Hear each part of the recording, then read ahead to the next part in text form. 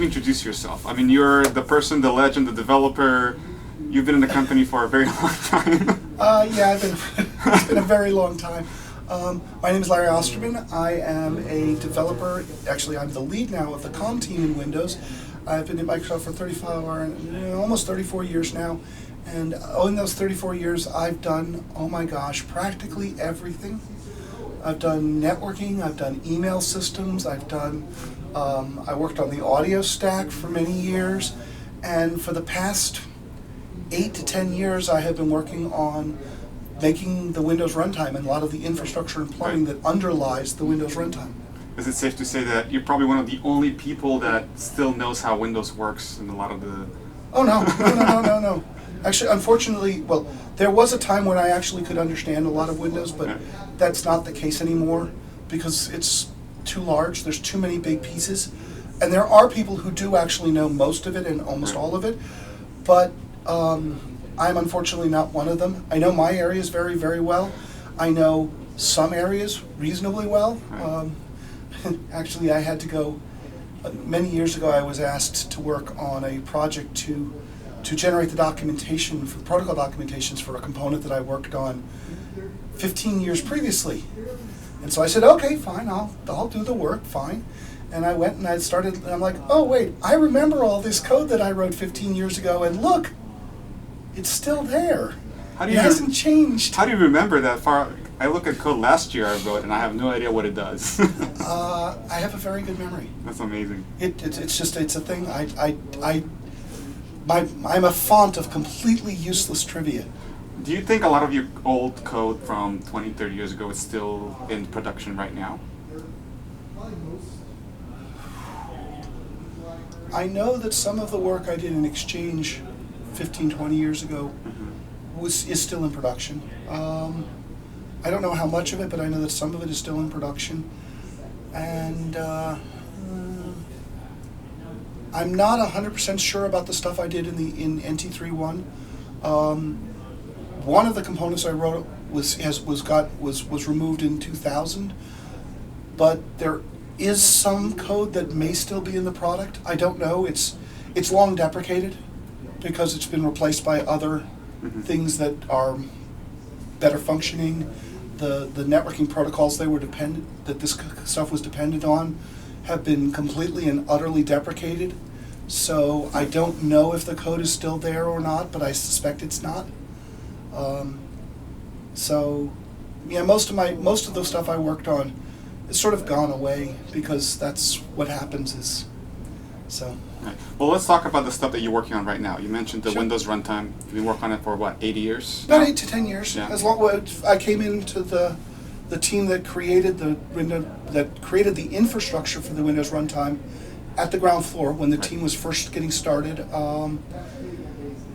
and I ended up getting heavily involved in our type system design. And basically, so it's one of those things that people don't actually think about very much, but when you build a component like the Windows runtime, the common language runtime, the CLR, when you build any one of those things, what you're actually building is what I call a type system. It is a way of expressing the constructs that programmers use to build APIs and then that other programmers use to consume those APIs. And that process, but at the fundamentals, there's a type system. And every language has its own type system. The C language has its type system. The CLR has a type system. They all have a type system. It just describes how do you express the data, how do you express the patterns that we use. And the Windows runtime is no different from any of the other platforms where we have ways of expressing that. And so one of the cool things with Windows runtime is that we said, at day zero, we said, what we're building is a cross-language runtime. The idea is that Windows developers author their APIs once, and then people build language projections on top of those APIs, and they express the concepts of the Windows runtime in a way that is natural and familiar. We said this a lot during the original bring up of Windows Runtime. Natural and familiar. So what that means is, let me give a really simple example. The Windows Runtime has a concept of an event. Right. And you can in a type you can declare that that you have an event. Well, if you're a if you're a C# developer, when the C# equivalent of event is also called event, but when you look at an event and you use it, you say, and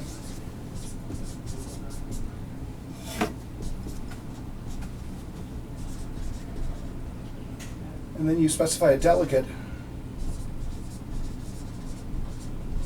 Right. That's a snippet of code, Right. and so you say, you use the plus equals operator. Well, if you're in JavaScript though, what you end up doing is you say, the pattern for that is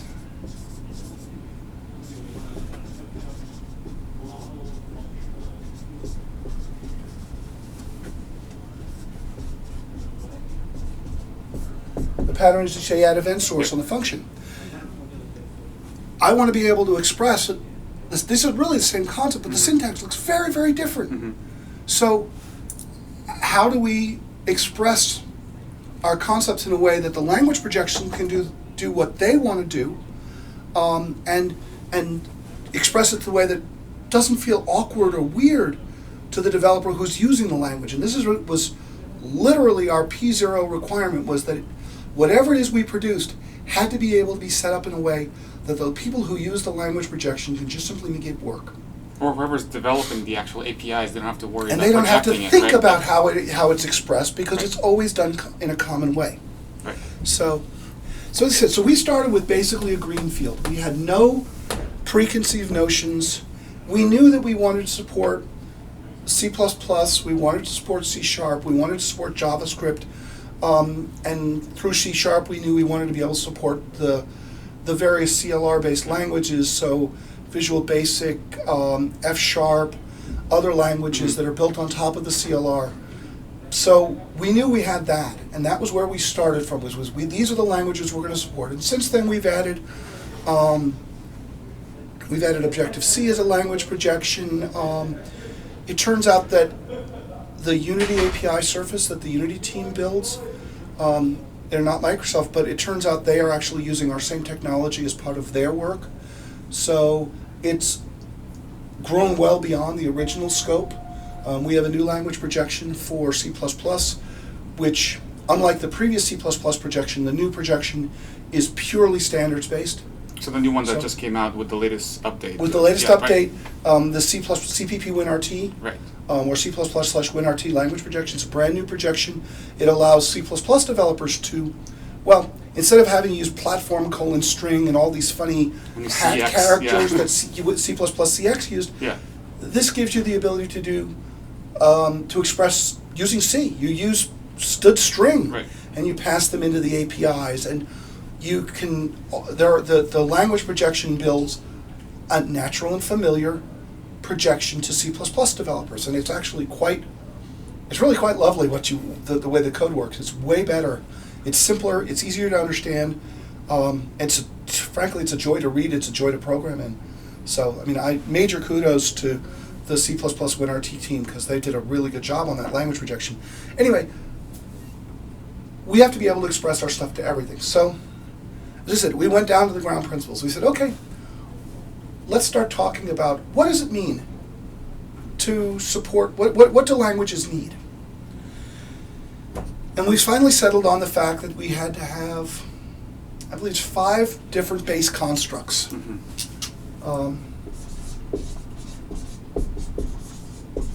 Base types,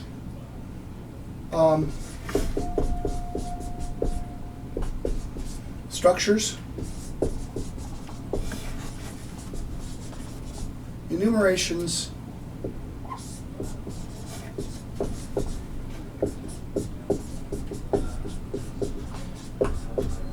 these are basically the 5 building blocks of the Windows runtime. And they each have their own set of purposes and values. They have a reason for existing. Base types, that's your bread and butter of any processor. Structures, the ability to produce. I actually like the way that the ARM processor reference, it calls them aggregates. The idea is it's an aggregation of value types. So a structure is simply an ordered list of value types that are put together for useful constructs. So point and rect are sort of the canonical examples of structures. So we knew we needed to have structures. Enumerations, it turns out, are really, really, really useful constructs for, for choosing things, for picking things. One of my favorite APIs is the known files API, the known folders API. In the known folders API, one of the variants takes an enumeration to say which of the known folders do you want.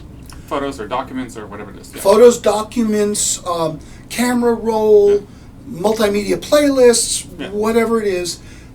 There's an enumeration, and each of the enumeration are the things that can be retrieved from known folders. Classes are the bread and butter.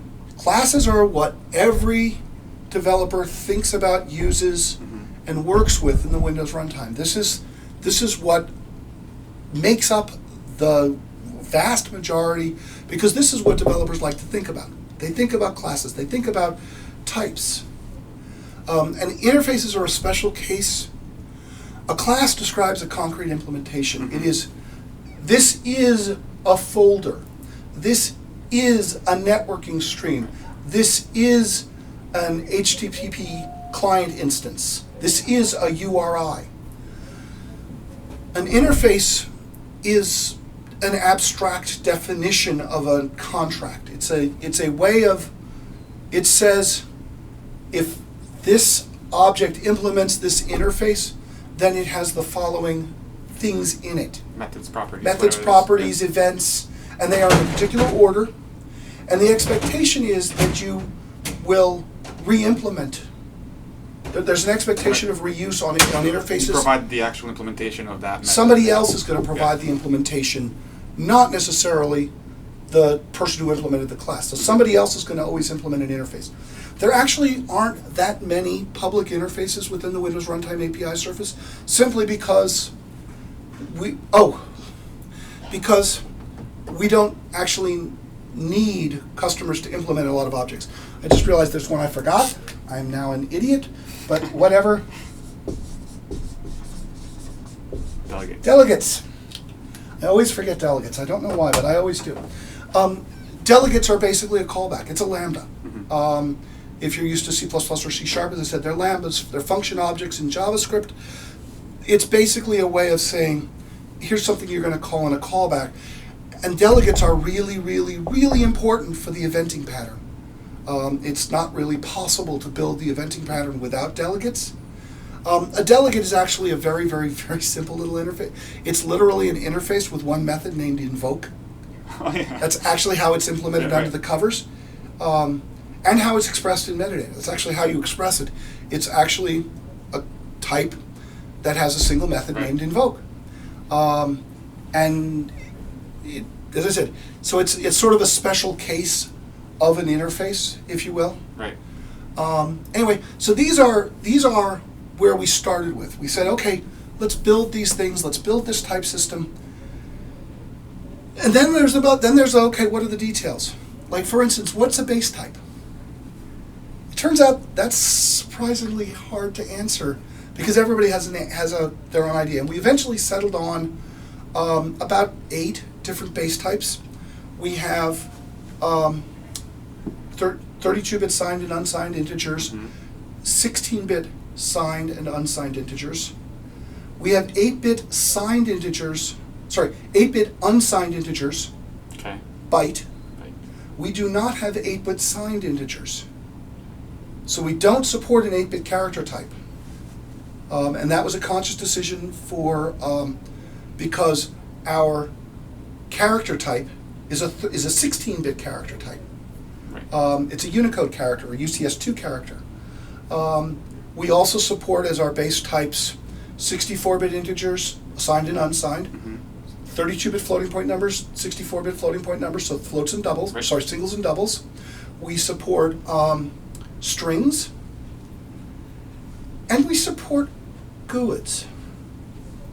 we realized that the GUID type was sufficiently common in Windows programming. We do a lot of things that involve GUIDs. It's just part of the way we do our stuff. So we said, fine, we're going to make GUID, which is a 128-bit integer effectively. We're going to make GUIDs also a built-in type, a base type in the product. And so that was where we came up with our set of base types. They're all value types. So all of the base types, structures and enumerations, are value types. What that means is that you always deal with an instance of the object. It's a value. It's not a reference. It's not a pointer to something. It's an actual 32-bit integer. It's an actual 64-bit integer. Whatever it is, whatever the type is, you have a copy. Structures are aggregates for base types, or for value types. So structures can contain enumerations, they can contain base types, and they can contain other structures. Right. Kind of like wrappers around other wrappers. Around exactly. Yeah. And in fact, so rect, I mentioned that earlier. Right. Rect is actually 2 points. Right. And a point is 2 floats, I believe, currently. We also, for a number of reasons, in Windows 8.1, I believe it was, we added the ability to put an optional struct field. So you could actually put a reference inside a struct, so you could actually have a struct member be an optional member. And that was needed for certain callbacks, which have value parameters. It was convenient for those callbacks to have the ability to say, oh, I'm not giving you this very large structure. There's a large structure that may or may not be available. So to reduce the size of the structure, they added this ability to have a reference in Windows 8.1. It might be initialized eventually later on, right? Or if you think about a progress, so this is specifically was added for the HTTP client APIs. Oh. I have an HTTP request outstanding, and the server is going to periodically send, you're going to get progress reports. Well, the progress report has a structure. That's the way it's defined, is that there's a callback. The progress event delegate has a structure associated with it. Right. At the last call of the progress, you're going to get the actual information about what you've retrieved. So you do a get, you get periodic callbacks with progress. Oh, I'm 10%, 20%, 30%. When you're done, you're going to get back a bunch of extra information about the state of the request. If it was an error, what was the error? What's the size of the data that's coming back? All sorts of other information. None of that is relevant until the last response. But it's always the same progress structure. Right. So you don't want to provide this very large blob of data until the last call. Right. Unless you can also provide different types of data, but you don't want to do that. Yeah, but the contract for progress only allows a single one type. Yeah. So anyway, so this is our base types, and then when we started looking at interfaces and classes, we said, okay, what goes into a class or an interface? And then, again, there's methods, there are properties, events. So those are the things that we made sure we had syntax for and that we provided mechanisms for in those. So you can now say that this class has these methods and these events and this stuff. And that's basically the Windows runtime from my standpoint. Other people, when they look at the Windows runtime, they see all the various different APIs and the networking, the security, the activation, all of these other things. When I look at the Windows runtime, this is the picture that I see. Because this is the world in which I live. The building blocks. The building blocks, because I live in the tooling. I Right. live in the bowels of the type system. How is this stuff implemented? How is it expressed? How do you show this? And then how is it expressed in the various languages?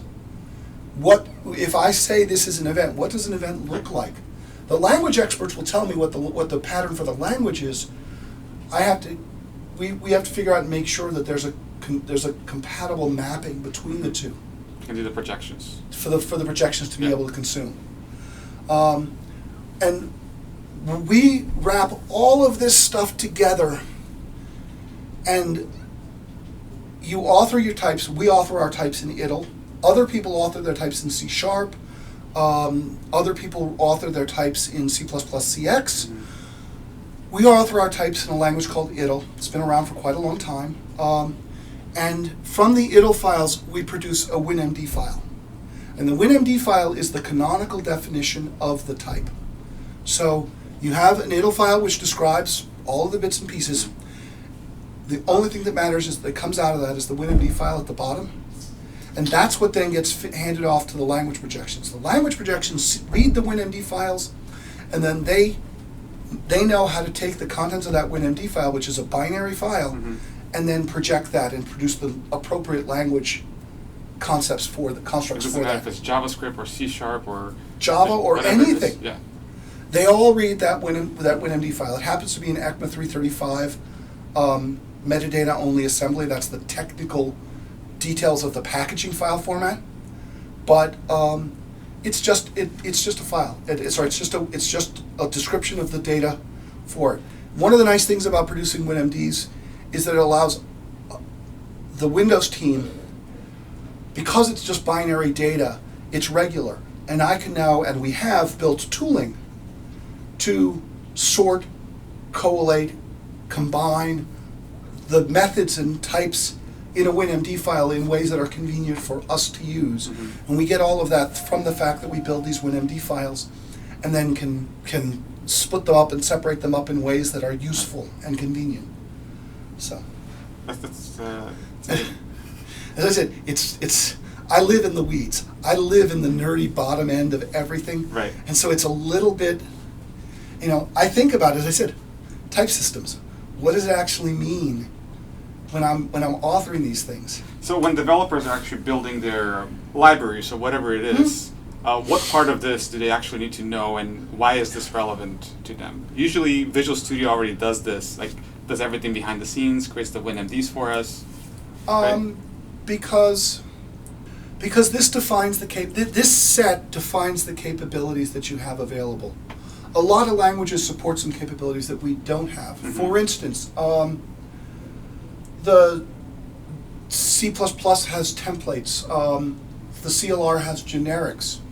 Those allow you to expand type definitions with generic programming techniques. We don't. We have a closed set of what we call parameterized interfaces. And a parameterized interface is actually a way of describing an interface where you can basically do substitution for individual parameters in the interface. But we have a fixed set of parameterized interfaces, and it is a closed set. You cannot define your own user-defined types. These restrict what you can do in your API implementation. When you're a developer building a Windows Runtime class, this limited set of parameterized interfaces actually matters to you, because if you start using constructs that cannot be expressed, the tooling will start failing because it can't be expressed in a way that the languages understand. And the languages rely on the fact that we have a fixed set of parameterized interfaces, and they know, for instance, the CLR knows that it should take an iVector parameterized interface and express that as a system array specialized on that same type. So it knows to map from iVector to array. It knows, the JavaScript similarly knows how to map from iVector to an array type in JavaScript. And all of the languages understand these built-in collections, these built-in types, so that they can massage them appropriately to something that looks right for their language. Other things that we don't support: operator overloading. C++ and C# support operator overloads. JavaScript doesn't. So we can't support operator overloads we can't support them in the Windows runtime. So again, these are things that developers need to know, because if this is what you can do. And there are many times when there's other things you can do beyond what we support here, but if you don't understand these constraints, then you're going to have failures at some point when you start stretching beyond what it is that the limited set of things that we allow you to do. I've talked about the type system. So way back in the 1990s, when we first were coming up with RPC, the DCE Standards Committee defined a language for authoring interfaces, for authoring RPC interfaces. It was called IDL. I actually we were discussing a little earlier the books that Larry has on his shelf. One of the books on that top shelf is actually the RPC DCE, or at least the Microsoft forgive me, the RPC Programmer's Guide and Reference for Win32. Sorry, is it good? That's good. Sorry, I wanted to make sure this was actually. Yeah. But this is actually the definition for, well, it contains our version of the DCE protocol for RPC. This is amazing. This described a language that we now call MIDL1.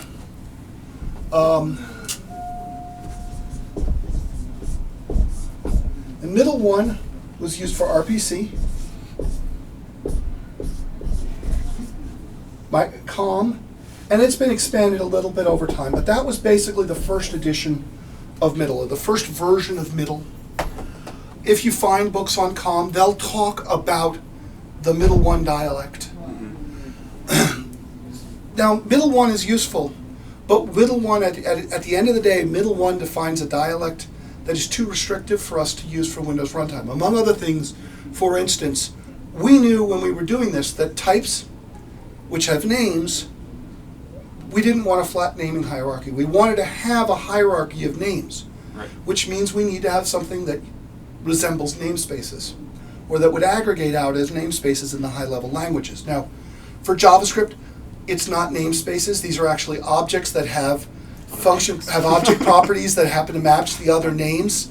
So it's the Windows object with the foundation object on top of it foundation property, which points to another object, yeah. which points to the whatever, and it just goes on and on and on. But it still feels like a namespace when you're a developer using it.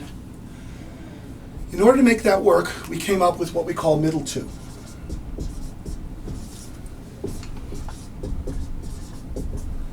Which was used for the Windows runtime. Now, MIDL2 is an interesting dialect. I designed it, but the best way I can describe it is it's special. I like to talk about things as being Baroque. Baroque or Baroque? Baroque? Well, yes, exactly. Baroque or broke. I don't know. Probably a little bit of both, because, Baroque is a very ornate, decorative style, and Baroque also kind of applies. And I designed this, so I feel comfortable in criticizing my own work. Turns out it's very hard to use MIDL2 as a language, because MIDL2 was designed around the implementation. Okay. So, under the covers, I was mentioning classes. So under the covers, a class is actually implemented as a series of interfaces on top of a COM object. So when you say you have an object named foo, well, there's an ifoo interface that lives underneath that. And when we version over time, and I didn't talk about versioning, but because it's out of scope for this, but when you version over time, you start with ifoo, then you add ifoo2 and ifoo3 and ifoo4. So as each version, you add new interfaces to that class. MIDL2 required that you specify every single one of those interfaces separately. And then you'd author the class and you'd aggregate it on the class. And what that meant is that you'd start to figure out what a class did. You'd start at the class, and then you'd go look up there, then you'd look up there, then you'd look down there, then up there. Oh, wait, that's in another file. Oh, you have to go over here. It was very complicated to understand, and it was very hard to author and very hard to get right. A lot of constructs in the MIDL2 that caused significant confusion. A really simple example. We have properties in the Windows runtime. What is the name? When you look at it so let's talk about a property. So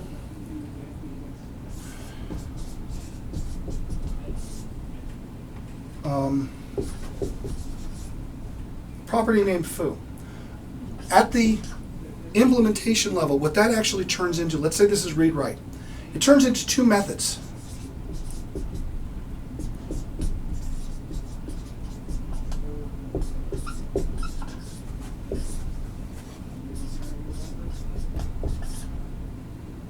So a getter and a setter.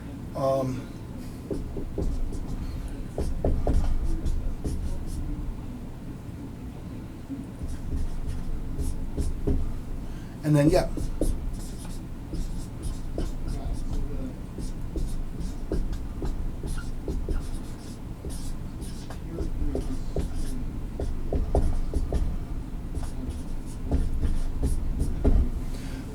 It turns out those get turned into two methods, get and set.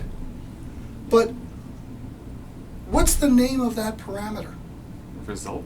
What? Well, it would have been result, except I ran out of room on the whiteboard. But what's the name of that parameter? What's the name of this parameter? Right. Does it matter? Is this a result, or is this a value, or is this something else? That looks like a pointer up there. Well, it is, but what's the name? It turns out that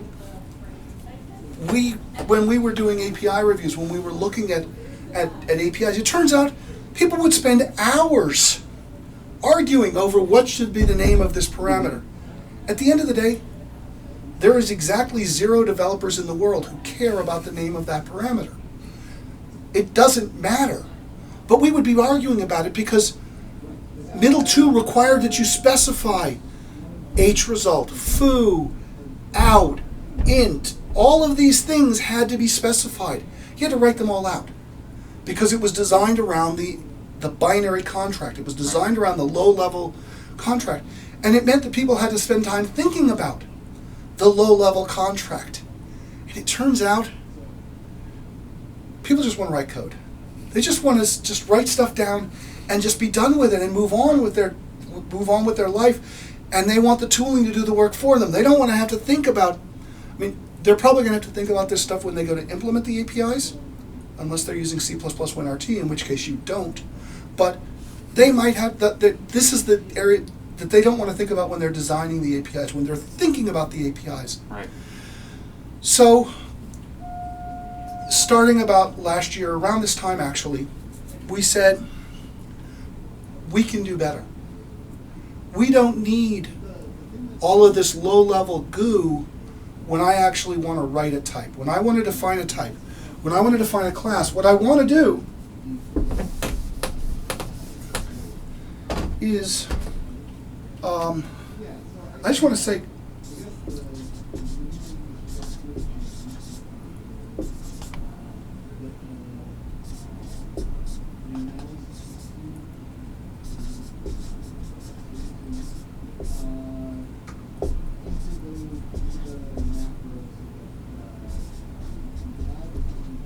I just want to be able to write a class with a bunch of methods. Right. And if it has an event, or if it has a property, it's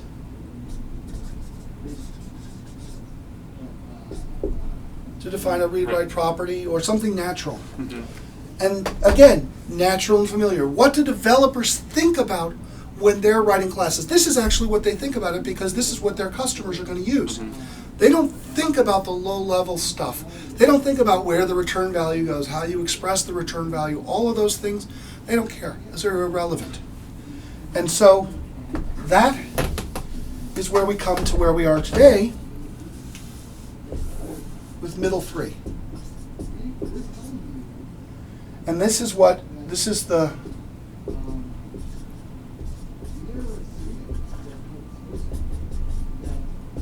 when we were thinking about it, that was the working title we used when we were building this, was modern.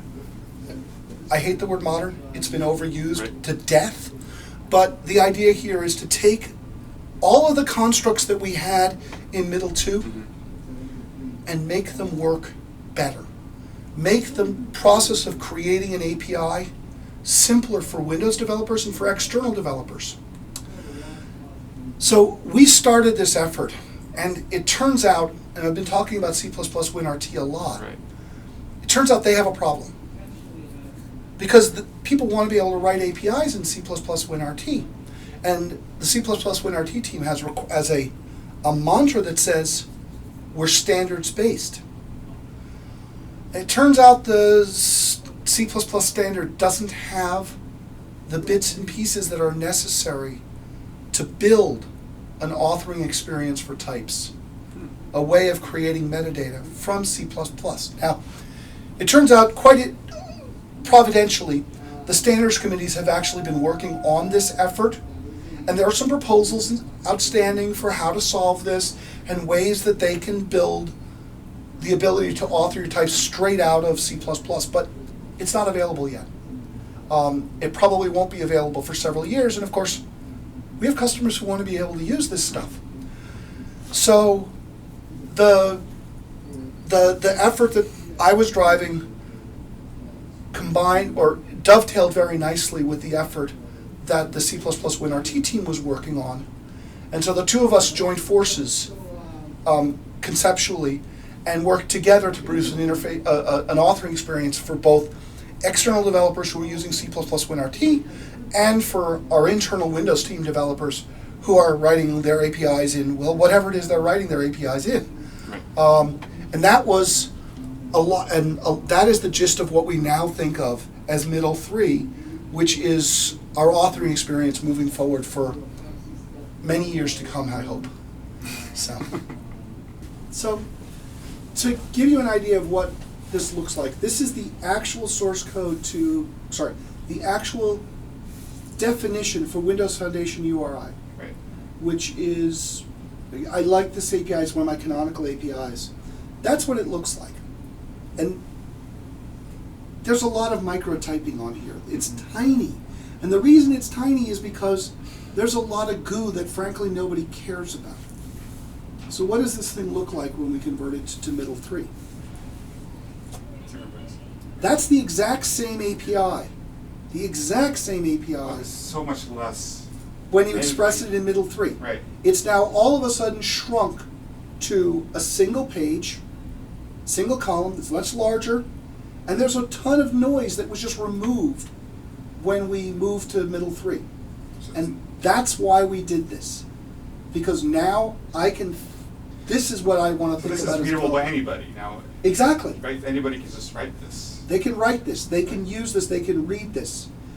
I cannot tell you how many people have come and said, why didn't you do this 5 years ago? Why have you spent all this time making me use this horrible, horrible, horrible syntax when you could have done this? And frankly, I agree with them. I don't have a good answer for that. I don't have a good answer for that. What's also cool, and this doesn't matter for external developers, Right. but it does for Windows internal developers, is what happens when I start thinking about how I extend this over time. There's a teeny bit of a cheat going on here.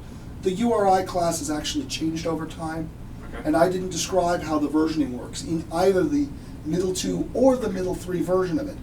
But how versioning works, it turns out, is really, well, I hesitate that we use the word, but frankly it works. Lovely. Sorry, it's true. I'm really happy. It's actually what I'm most happy about is how we change types over time and how that works with this. And I can show on the whiteboard what this looks like. Sure, yeah, absolutely. When you mean versioning over time, you mean every time we have a new update to the platform, right? When we go from, was it 17134 to the next version, is going to be a new versioning? In my world, I don't think about that. No. In my world, I think about how the type system and how the types change over time. Now, it may be that, and in fact, in recent history, types have versioned on platform release boundaries. There's nothing that actually requires that. Right. In the model, we could actually rev the types if we were to ship updates or if we were to iterate more rapidly, we could ship things more rapid cadence, slower cadence. The type system supports all of that. By the type system. You're not, the type system supports all that. So, but yes, so from one version of Windows to the next. So, as I said, unfortunately I don't have any good examples in the slide deck to show how that works, but I do have some examples I can write on the whiteboard to show this very quickly. Move this over there too. Let's say I have a type. I'll use the example I have there.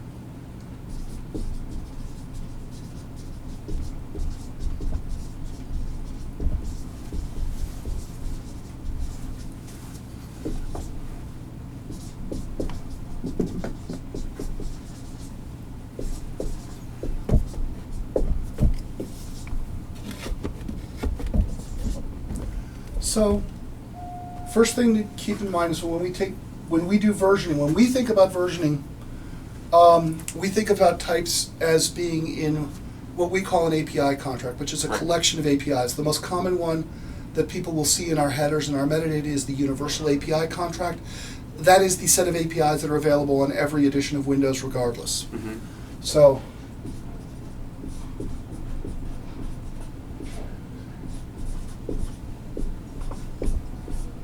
in this case, I'm just using some abbreviations because I don't like typing or drawing, writing. So this type was introduced in version 1 of the Universal API Platform Contract.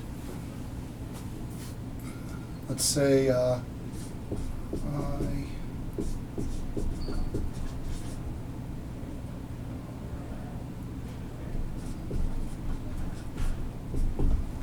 and then all the various methods. Now, we're now doing the Spring Creators, or sorry, the April update, the April 2018 update. So how do I express that I'm going to add some new APIs to URI, or new methods to URI?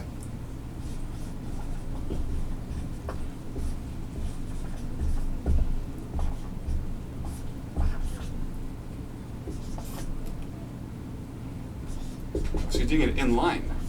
Do it in line. That's awesome.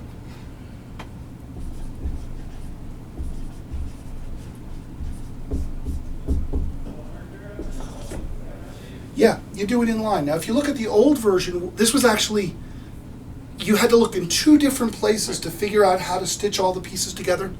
It's just in line. You say, oh, here's the next version, and here are the methods from the next version. And here's the methods from the next version, and the next version. So as we look at it over time, I have all that data right here available in my face in one place. One of the other things that I didn't talk about, remember I mentioned how runtime classes are all built from interfaces, that there are actually COM interfaces that implement this. One of the things about interfaces is that interfaces have an ID, an IID, an interface ID. You will notice that I didn't write any interface IDs. There's no GUIDs anywhere. There's no GUIDs anywhere here. And the reason for that? Yeah. I synthesized that. The MIDL will now synthesize the GUIDs for you. Create everything for you. The interface, It creates the interface name. So this is going to create IURI as the interface name by default. Right. And then it'll have the methods, and that'll be IURI. And it'll have an IID, and the IID is based on the method signature, on the shape of the API that you defined. You add a new version. When you use these braces, we say, oh, that's a new version. It's got a new version number. That's going to become IURI2. And again, I have a shape of methods that are there. I'll build you an interface ID for that based on the shape of the methods, that are the shape of the API, the name of the API, things like that, all the things that put together. I'll give you a name.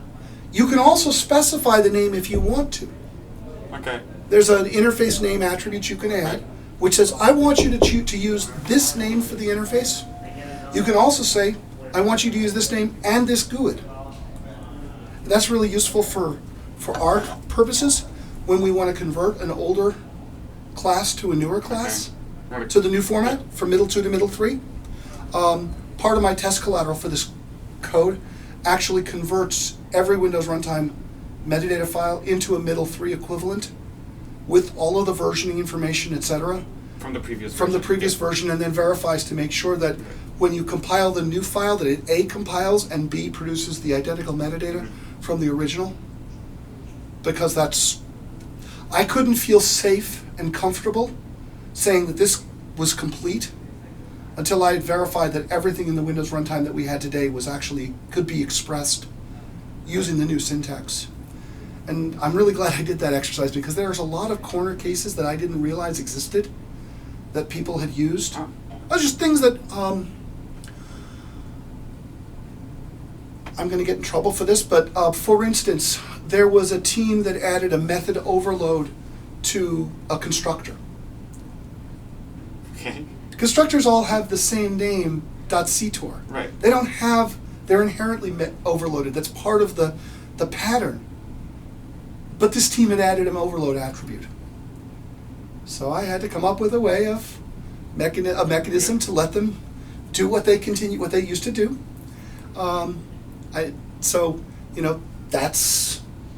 It's the kind of thing that I had to do. There are a lot of very obscure and unusual syntax elements that were in the old that people were able to use. So it was an incredibly valuable exercise to go run through that. But when I was done, I was completely confident that I was going to be able to let this out and let customers and Windows developers use this, because I knew that anything that they'd thrown at it before, if it worked before, it still works. Right, so there's no breaking changes. Right. Actually, technically, there have been some breaking changes. Remember my comment about the parameter names? Right. And I talked about parameter names earlier? Well, one of the things that happens when you have, I've erased the property example, when that property you notice there's no parameter names there. Well, the reason that there's no parameter names is because there's no parameter. You don't have to worry about it. You don't have to worry about it. So I synthesized them. Well, not everybody followed the API coding guidelines with respect to parameter names for return values and for property getters and setters and event adders and removers. And so there were some breaking changes. None of them matter. And we actually, we have reports whenever somebody makes a change that breaks our API surface or potentially breaks our API surface. We actually have reports that come out from our automated tooling. Right. So when we started converting things over, we've been looking very carefully at those reports, making sure that the changes that we're bringing up are not breaking changes. One thing that we found recently that turns out to have been a breaking change, you notice that the syntax here for methods has string new method. Right. Well, at the binary level, again, this is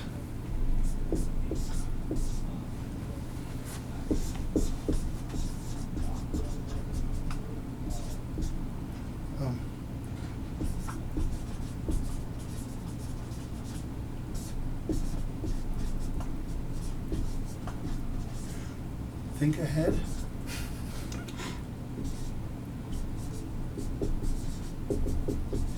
Wow.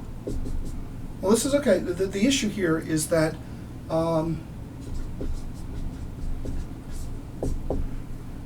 there's a return value parameter. It's always the last parameter. It always has out and red val, and it has a parameter name.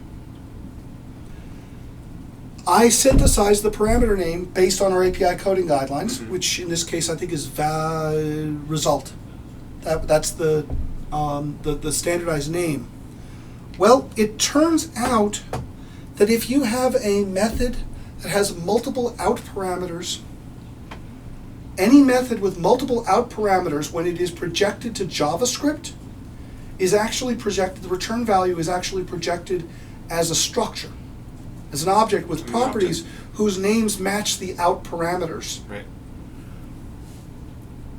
When I changed the name of the return value, I introduced a breaking from whatever it was the developer put in a method that has multiple out parameters. When I changed that name, I introduced a breaking change to our APIs. For JavaScript. For JavaScript customers. But this was a breaking change. Right. So I had to fix it. So there's now a mechanism that I built in that if you need to be compatible with the name of the return code, you can specify the return name, the name of the return value for the method. Because we're not about to break the API. We are not, it would be a failure in this, MIDL3 would be a failure as far as I'm concerned if we could not fully express every existing needle file with full fidelity. Right. So that, because, and that is fundamental, because if we can't say and do everything we used to do, then what was the point? Yeah, why are you creating a new thing when you can't do the same things? If you things can't do the same before? things you could do before. Right. Well, this is awesome. So anyway, but that's like, this has been my life for the past year. It's been building this.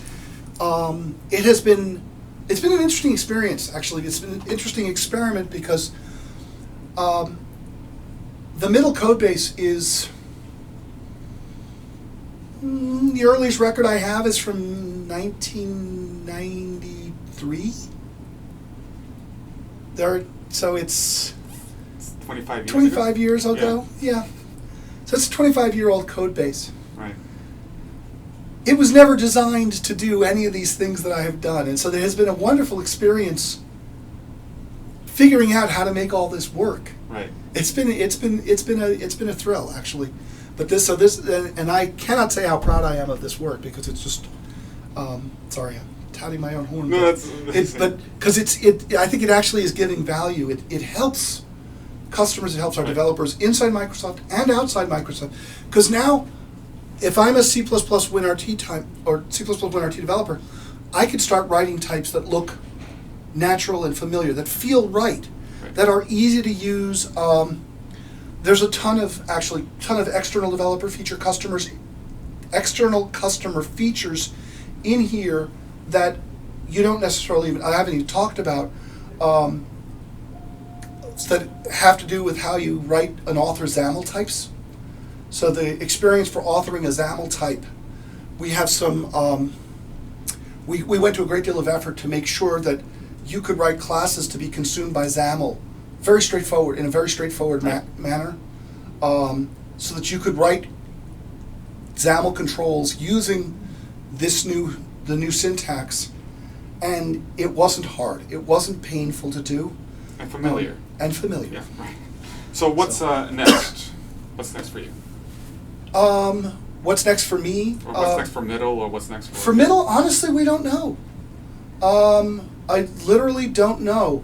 I have a backlog of features that people have been asking for, and I don't know what we're going to end up doing for those features moving forward. I know there have been a lot of things proposed.